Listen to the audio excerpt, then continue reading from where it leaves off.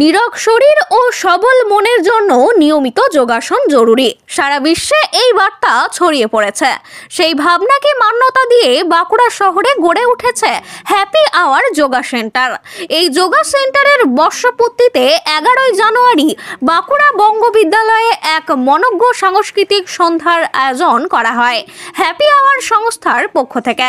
এদিনের অনুষ্ঠানে ছোট বড় সকলেই বিভিন্ন যোগাসন প্রদর্শনীতে অংশগ্রহণ করে এবং সাবলীলভাবে যোগাসন করে উপস্থিত দর্শক মণ্ডলীকে মুগ্ধ করে।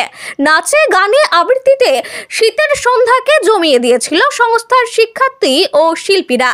এদিনের সাংস্কৃতিক সন্ধ্যায় বিশিষ্টদের মধ্যে উপস্থিত ছিলেন ডক্টর অমিতাভ চট্টরাজ, ডক্টর জিতেন্দ্রনাথ ব্যানার্জি, পুণ্যশ্লোক সাংস্কৃতিক সংস্থার কর্ণধার প্রণতি সেনগুপ্ত, নাট্যকর্মী সমীরণ সেনগুপ্ত, জাতীয় ক্রীড়া ও শক্তি সংঘের কার্যকারী সভাপতি রবীন মণ্ডল প্রমুখ। অনুষ্ঠানে অংশগ্রহণকারী সকলকে মেমেন্টো মেডেল দিয়ে পুরস্কৃত করা হয়। পুরো অনুষ্ঠানের ব্যবস্থাপনায় ছিলেন সংস্থার দুই কর্ণধার পাপিয়া সেন ও গৌতম মুখার্জি। অনুষ্ঠান সঞ্চালনা করেন চৈতালি দত্ত। বাঁকুড়া থেকে সুনীল দাসের রিপোর্ট, RLM নিউজ।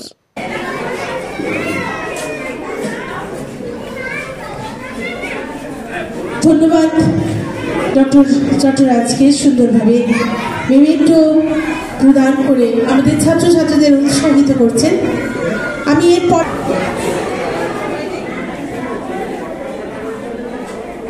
ধন্যবাদ মাননীয় শ্রী সমীরণ সেনগুপ্ত, সম্মানীয় শ্রী রবীন মণ্ডল মহাশয়কে,